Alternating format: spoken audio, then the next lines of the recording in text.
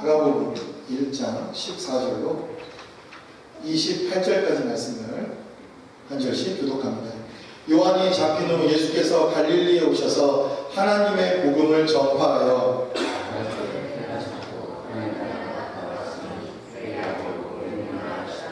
갈릴리 해변으로 지나가시다가 시몬과 그 형제 안드레가 바다에 금을 던지는 것을 보시니 저희는 어부라.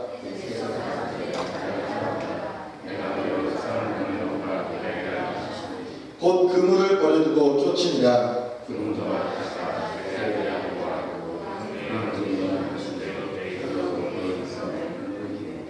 곧 부르시니 그 아비 세베들을 사꾼들과 함께 배에 버려두고 예수를 따라가니라.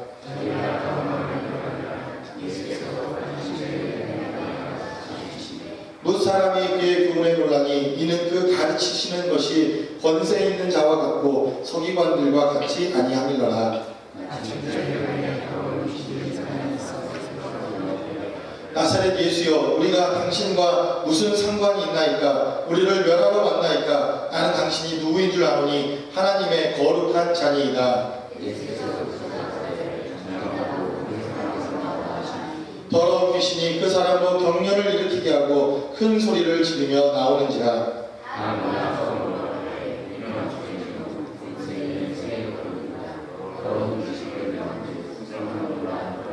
28절 합독합니다. 예수의 소문이 곧 온 갈릴리 사방에 퍼지더라. 아멘. 오늘은 교회력으로 주님이 죽으시고 부활하신 그 부활을 기념하는 부활주일입니다. 부활주일이 매년 이렇게 바뀌는 것은 우리가 일상적으로 사용하는 교회의 이러한 양력의 달력을 사용하는 것이 아니라 교회력에 의한 그러한 달력을 사용하기 때문에 사실은 그 부활주일이 매일 조금씩 이렇게 달라지는 것을 볼 수가 있습니다.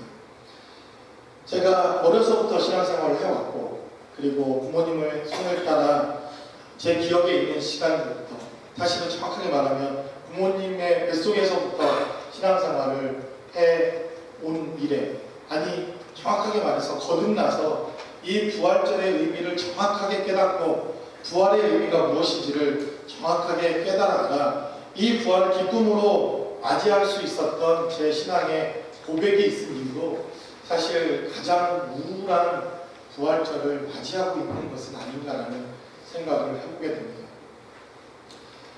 제 기분이 우울해서도 아니고, 그렇다고 제가 이 부활에 대한 소망을 잃어버린 것 때문도 아니라고 생각되어집니다. 지난 고난주간 여러분들도 우리는 몸은, 육신은 멀리 떨어져 있지만 여전히 우리의 마음의 고향, 그리고 두고 온 그 고국의 안타까운 소식들을 접하면서, 사실 저는 오늘 일부 예배 때도 그런 말씀을 드렸지만 정말 일부 예배가 시작되는 그 1분 전만이라도 누군가 살아있다는 이러한 생사의 기쁜 소식이 좀 들려오기를 고대하는 마음으로 예배를 준비하고 기도했습니다.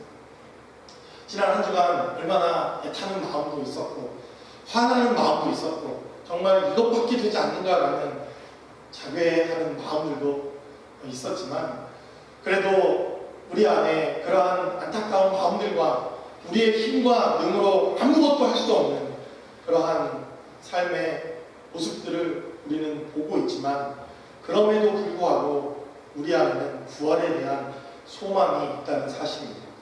이것이 우리에게 기쁨이요, 우리에게 능력이요, 그리고 이것이 우리에게 소망이라는 사실을 다시 한번 저는 이 즈음에, 그리고 이러한 사건들이 일어나고 있는 이런 상황에서 다시 한번 생각을 해보게 됩니다. 물론 부활의 소망이 있고 우리에게 부활이 있다고 해서 이 세상에서 일어나고 있는 그러한 일들이 전혀 슬프지 않다거나 전혀 나와 상관이 없는 일이거나 그것 때문에 미친놈처럼 돌아다니면서 헤헤거리고 웃을 수 없는 우리의 연약함과 부족함이 있기에 부활의 소망이 있고 부활의 능력이 있고 우리는 부활을 소망하는 자들이지만, 그러나 그러한 모습들 앞에서 우리는 마음 아픈 우리의 연약함들을 보게 됩니다. 주님께서도 사단에게 40일 동안 광야에서 시험을 받으시고 그가 이제 첫 사역을 시작하면서 그는 하나님의 나라를 증거하시며 하나님의 복음을 전파했다라고 성경은 기록합니다. 오늘 우리가 읽었던 본문 14절에서도 기록하기를 요한이 잡힌 후 예수께서 갈릴리에 오셔서 하나님의 복음을 전파하였다라고 성경은 기록합니다. 그의 공생애가 시작되었습니다. 주님께서 40일을 금식하시고 광야에서 시험을 받으신 후에 그 광야의 시험을 넉넉하게 성령을 통하여 이기신 후 그는 공생애의 첫 사역을 시작하십니다. 그리고 그 공생애의 첫 사역에서 주님은 복음을 전파하시는 것으로 사역을 시작했다고 성경은 우리에게 말씀하십니다. 갈릴리에 오셔서 하나님의 복음을 전파하여 가라사대 때가 찼고 하나님의 나라가 가까웠으니 회개하고 복음을 믿으라 주님은 우리에게 말씀하십니다. 여러분, 하나님께서 전하신 복음은 무엇이었습니까? 오늘 본문의 말씀을 보니 하나님의 나라가 가까웠다는 것입니다. 그러므로 회개하여 복음을 믿으라고 주님은 우리에게 말씀하십니다. 이 하나님의 나라가 속한 복음, 아니 하나님의 나라를 포함하고 있는 이 복음은 무엇입니까? 바로 부활의 소망을 가진 자들이 가질 수 있는 하늘에 대한 소망을 선언하는 것, 이 복음을 소유한 자들만이 가질 수 있는 영생에 대한 소망의 메시지로부터 하나님의 사역이 시작되었다는 것입니다. 그러므로 우리는 오늘 이 복음의 말씀을 통하여 복음을 가진 자들, 특별히 부활의 소망을 가진 자들이 이 땅의 삶을 살아야 할 이유가 무엇이며, 그리고 복음의 메시지를 통하여 부활이라고 하는 이 하나님의 영생의 소망을 가진 부활의 사람들은 어떻게 삶을 살아야 할지 주의 말씀을 통해서 함께 나눠보길 원합니다. 첫 번째로 부활의 사람들은 하나님의 나라를 선포하는 사람들이라는 것입니다. 오늘 본문의 말씀 15절은 이렇게 기록되어 있습니다. 가라사대 때가 찼고 하나님의 나라가 가까웠으니 회개하고 복음을 믿으라 하시더라 라고 성경은 기록합니다. 주님께서 이 공생애를 시작하시면서 첫 복음을 증거하시고 하나님의 말씀을 증거하셨을 때는 아직 하나님의 나라가 이 땅에 완전히 도래한 때는 아닙니다. 하나님께서 예수 그리스도를 십자가에 못 박게 하시고 여러분들의 모든 죄와 저의 허물을 사하시고 그리고 그분이 부활하시고 난 이후에 완전한 하나님의 나라, 그리고 주님이 우리에게 약속하신 그 하나님의 나라는 이 땅에서 완벽한 하나님의 나라로 시작되어집니다. 그러므로 아직 이때에 하나님께서 하나님의 복음을 증거하시고 천국의 복음을 증거하시지만 아직 주님께서 십자가에 못 박히시지 아니하시고 그리고 그분이 아직 부활하시지 아니하였기 때문에 이 하나님의 나라는 이 땅에 온전히 도래한 것은 아닙니다.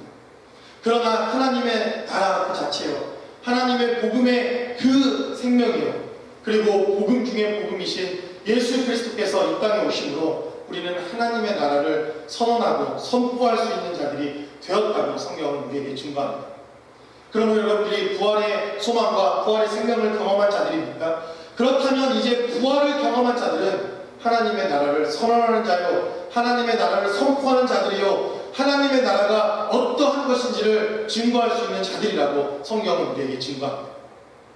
그러므로 성경은 이제 예수 그리스도께서 그의 공생의 첫 시작을 하나님의 복음을 증거하시고 하나님의 나라를 선언하시고 선포하셨던 것처럼 이제 복음의 증인이요, 부활의 증인이요, 부활의 생명을 경험한 우리들에게 하나님의 나라를 전파하고 증거하는 그 일을 맡겨주셨다고 성경은 우리에게 증거합니다.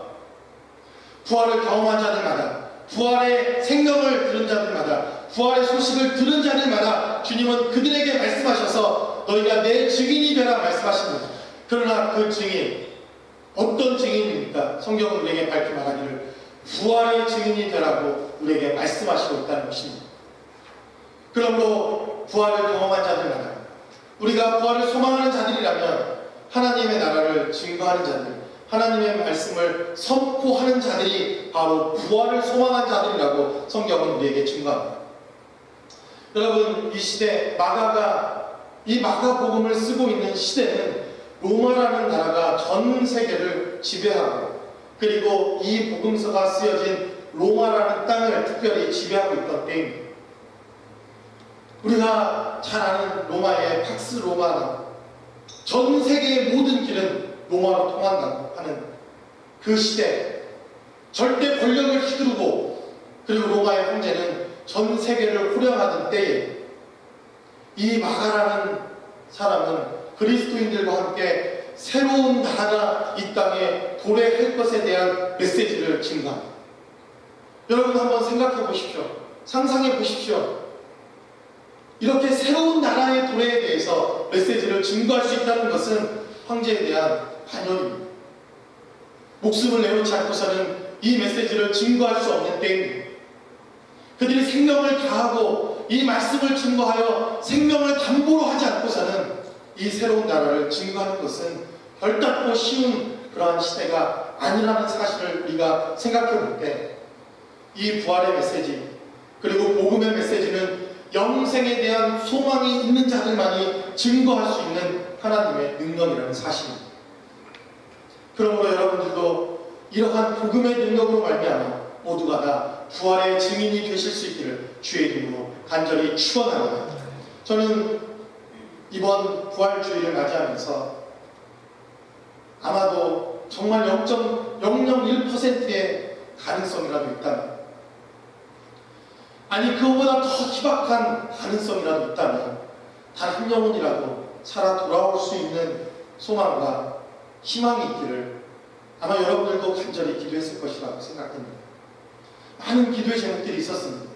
기도해야 할 많은 기도의 제목들이 있었지만 새벽마다 또 특별 새벽 기도회 때마다 기도하는 대부분의 많은 기도의 시간들은 아마도 지금도 안타까워 자식들의 죽음 앞에 그 자식들이 살아 돌아오기를 소망하고 있는 그 부모들의 마음을 함께 나누는 기도밖에는 할 수 없다는 생각들을 해보게 됩니다. 저는 지금도 한 영혼이라도 살아 돌아올 수 있다면, 아니 정말 이 시대에도 죽었던 많은 영혼들이 예수 그리스도의 복음을 듣고 실제로 부활하고 나사로처럼 실제로 육체의 부활을 경험했던 기독교의 생명의 역사가 지금도 동일하게 일어날 수만 있다면 얼마나 우리는 이 부활을 기쁜 마음으로 증거하게 될 수 있을까 생각을 해보게 됩니다. 무능한 제 자신의 마음을 가슴을 치며, 무능한 교회의 가슴을 치며, 무능한 기독교에 우리의 가슴을 쳐야 되는 그러한 상황, 그럼에도 불구하고 하나님은 우리에게 부활이라고 하는 이 약속의 소망을 주셨다는 사실입니다. 두 번째로 성경은 우리에게 말합니다. 부활의 사람들은 바로 하나님의 나라의 동역자들로 주님께서 부르셨다는 사실입니다. 주님은 복음을 증거하시고 때가 찼고 하나님의 나라가 가까웠으니 회개하고 복음을 믿으라 증거하신 후에 주님은 곧바로 이 복음을 함께 나누며 증거할 부활의 증인들, 바로 제자들을 선택하셨다는 사실입니다. 부활의 사람들은 바로 예수님, 하나님의 나라의 동역자들로 부름을 입은 자들이라고 성경은 우리에게 증거합니다. 16절로 20절까지 주님은 갈릴리 해변으로 지나가시다가 시몬과 그 형제 안드레를 바다에 금을 던지는 것을 보시고 그를 제자들로 삼으십니다. 내가 이제는 고기를 낚는 어부가 아니라 사람을 낚는 어부가 되게 하리라 하셨다고 성경은 말씀합니다. 그리고 또 조금 더 가시다가 세베대의 아들 야고보와 그 형제 요한을 보시니 저희도 배에 있어 그물을 긋는데 곧 부르셨다고 성경은 우리에게 증거합니다. 여러분, 부활의 사람들은 누구입니까? 부활을 증거하는 사람들, 부활의 소망을 가진 사람들은 바로 하나님 나라의 동역자들로 하나님께서 저와 여러분들을 부르셨다는 사실입니다. 오늘 본문에는 이 사람들을 부르신 이 주님의 제자들, 주님의 복음 때문에 부름을 받은 사람들의 공통점이 기록되어져 있습니다. 어떤 공통점입니까? 어부라는 공통점, 그리고 이들이 그렇게 사회적인 신분과 세상적인 스펙은 그렇게 훌륭한 사람들이 아니라는 공통점이 있습니다. 또 한 가지 중요한 공통점들이 오늘 본문에는 아주 짤막한 단어이죠.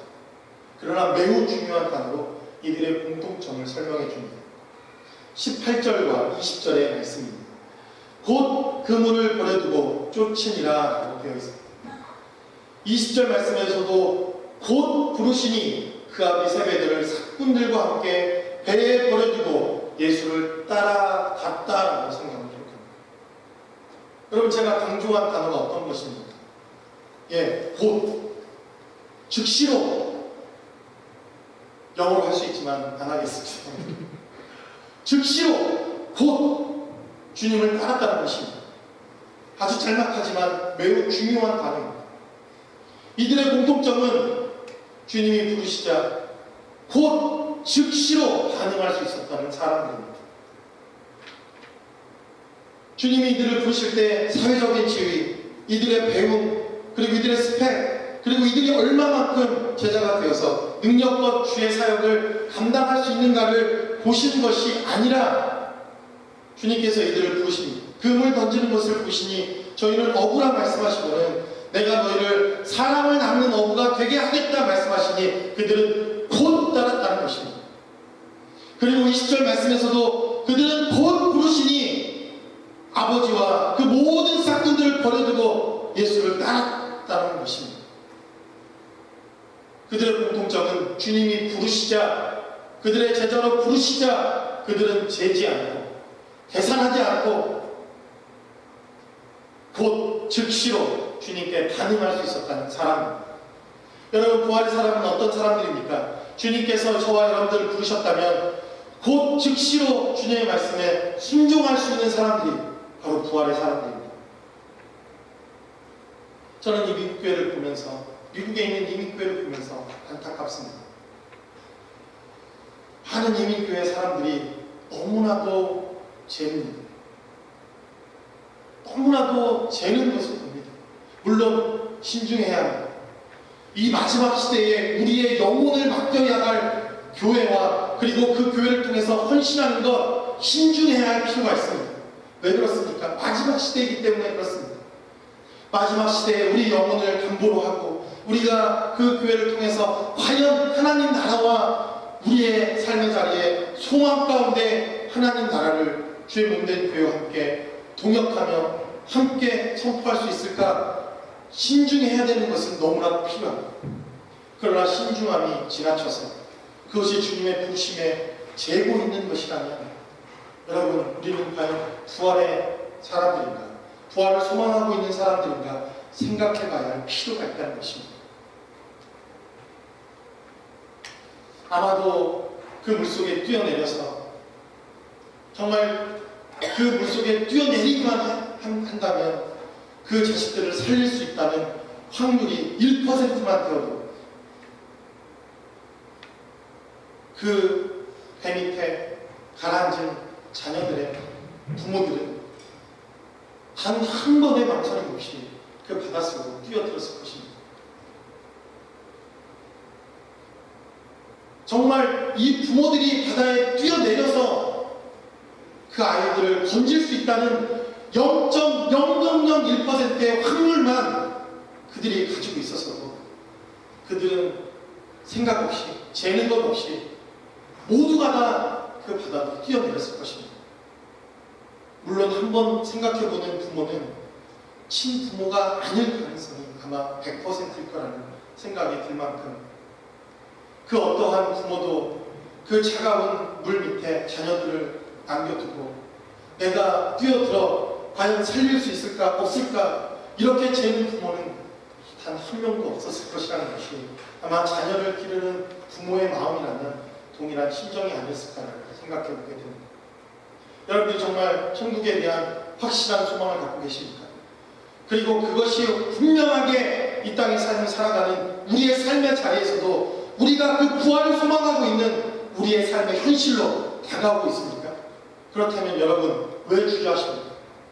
왜 망설입니까? 무엇이 여러분들이 주님을 따르는데 망설이게 합니까? 무엇이 여러분들의 발목을 잡습니까? 무엇이 하나님께 곧 헌신하며 곧 주의 말씀을 따르는 일에 여러분들의 발목을 붙잡고 있습니다. 성경은 우리에게 말합니다. 부활의 사람들은 즉시로 주의 말씀과 주님의 부르심에 응답하는 자들이었다고 성경은 우리에게 증거합니다. 세 번째로 성경은 우리에게 말합니다. 부활의 사람들, 바로 그 부활의 사람들은 하나님의 나라가 이 땅에 온 것을 증명해내는 삶을 사는 사람들이라고 성경은 우리에게 증거합니다. 21절로 28절까지의 말씀을 통해서 주님께서는 하나님의 나라를 선언하시고 그리고 그 하나님의 나라를 증거할 제자들을 부르시고 곧 하나님의 나라가 이 땅에 도래했음을 증명해내십니다. 어떻게 증명해내셨습니까? 21절의 말씀을 통해서 주님께서는 제자들을 선택하신 후에 가버나움이라고 하는 땅으로 들어가십니다. 예수께서 곧 안식일에 회당에 들어가 가르치셨다라고 성경은 기록합니다. 다른 복음서를 보면 주님께서 이사야의 말씀을 가지고 그 회당에서 가르치십니다. 이제 성령이 임하시고 주의 나라가 이 땅에 임하였고 하나님의 백성이 임하였고 성령 하나님께서 주님의 나라를 이 땅에 선언하셨다는 그 이사야의 말씀을 그는 이 회당에서 가르치기 시작하자 여러분 어떤 일이 일어났다고 성경은 우리에게 증거합니까? 더러운 귀신들이 그 회당 안에서 떠나가기 시작했다는 것입니다. 여러분들이 창세기로부터 그 어떤 성경을 뒤져봐도 귀신이 떠나가고 귀신이 드러나서 하나님의 역사가 나타나고 그 능력이 나타났다는 증거가 이 마가복음부터 시작되는 복음서 이후에는 찾아보기 힘듭니다. 물론 사무엘 상에 보면 다윗이 수금을 탔더니 악한 귀신이 사울에게서 떠나갔다고 성경은 기록되어 있습니다. 그러므로 구약에 등장하고 있는 이 다윗은 얼마나 놀라운 하나님의 사람인지 그 다윗을 제외하고 구약 성경 어디에서도 귀신을 내어 쫓았다거나 사단의 나라가 무너져 내렸다거나 하나님의 나라가 도래하여 악한 영들이 떠나갔다는 증거를 성경에 찾아볼 수가 없습니다. 그러나 성경에 하나님의 나라가 임재하시고 예수 그리스도께서 하나님의 복음을 증거하기 시작하자 여러분 성경은 어떻게 증거합니까? 사단의 나라가 떠나가기 시작했다고 성경은 말합니다. 사단의 나라가 무너져 내리기 시작했다고 성경은 말합니다. 사단의 모든 대계가 떠나가기 시작하고 더러운 귀신들이 떠나기 시작했다고 성경은 우리에게 증거합니다. 그 후에 주님께서 70인의 제자를 세우십니다. 그들에게 각동각처에 가서 복음을 증거케 하시고 하나님의 나라를 선포하라고 그들에게 말씀하십니다. 그리고는 그들이 각동각처에서 하나님의 나라를 전파하고 복음을 전파하고 난 이후에 그들이 주님께 돌아와 그들의 선교 보고를 합니다. 누가복음에 나오는 말씀입니다. 그들은 말합니다. 주님 내가 복음을 전했더니 어떤 사람이 영접하더이다. 내가 어디 가서 복음을 증거했더니 몇몇이 복음을 증거했고 몇몇이 사형리를 받아들였고 그들은 그렇게 선교복을 하지 않습니다. 그들은 말하기를 주여 내가 주님의 이름으로 귀신을 내어쫓았더니 그 귀신들이 항복하더이다. 그들은 그렇게 자신들의 선교복을 시작합니다. 그러자 주님의 반응이 참 재미있습니다. 무슨 소리냐? 내가 너희들에게 무슨 이 시대에 귀신이 있고 무슨 주님은 그렇게 말씀하시지 않습니다. 그러자 주님은 제자들의 말씀에 반응하여 말씀하시기를 그들을 칭찬하시기를 그들에게 증거하시기를 잘하였도다. 내가 사단이 하늘로부터 번개같이 떨어지는 것을 보았다고 주님은 그들에게 칭찬하십니다. 그리고는 말하기를 너희가 사단의 세력을 물리친 것, 사단이 떠나가는 것, 사단이 예수의 이름으로 하나님의 나라가 사단의 역사를 방해하고 그리고 이제 물리치는 것으로 기뻐하지 말고 하는 나라에 너의 이름이 기록된 것으로 기뻐하라고 주님은 우리에게 말씀하십니다. 그러므로 여러분들은 부활의 증인들이십니까? 부활을 소망하는 자들입니까? 그리고 그 부활의 생명을 경험한 자들입니까? 그렇다면 여러분의 삶의 자리에서 이 부활을 증명해내는 삶을 사십시오. 그것이 주님께서 우리에게 요구하시는 부활의 삶의 증인의 삶입니다. 말씀의 결론을 맺으면서 다시 한번 우리 고국에 있었던 이 안타까운 소식을 우리가 함께 기도하는 것으로 말씀의 결론을 맺어보고 싶습니다. 이렇게 말하고 싶진 않지만 아마도 점점점 가능성은 희박해져가는 것 같습니다. 정말 그 가능성의 1%의 끈도 놓치지 않으려고 새벽 2시에 로켓, 새벽 3시에 로켓 이번 주는 정말 밤잠을 이룰 수가 없어서 두세 시에 깬 날이 참 많이 있습니다.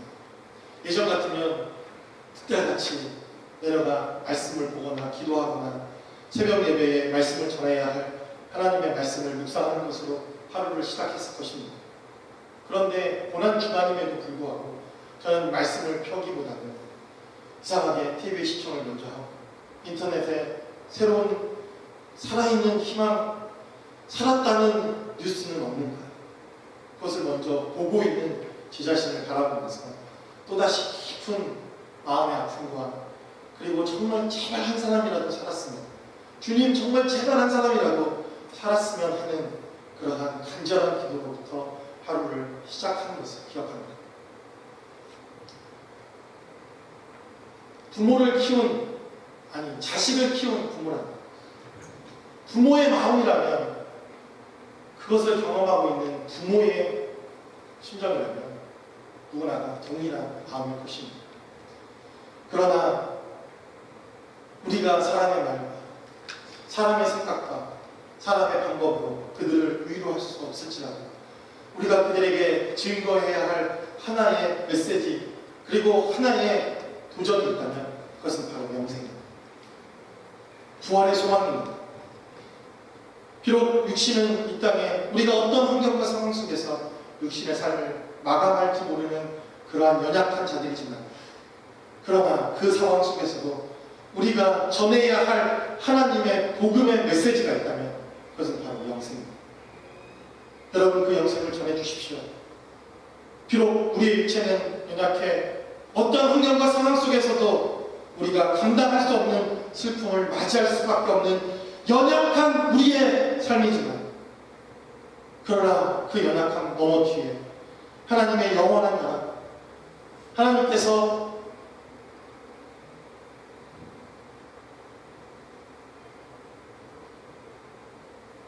저와 여러분들을 위해 예비하신 그 영원입니다.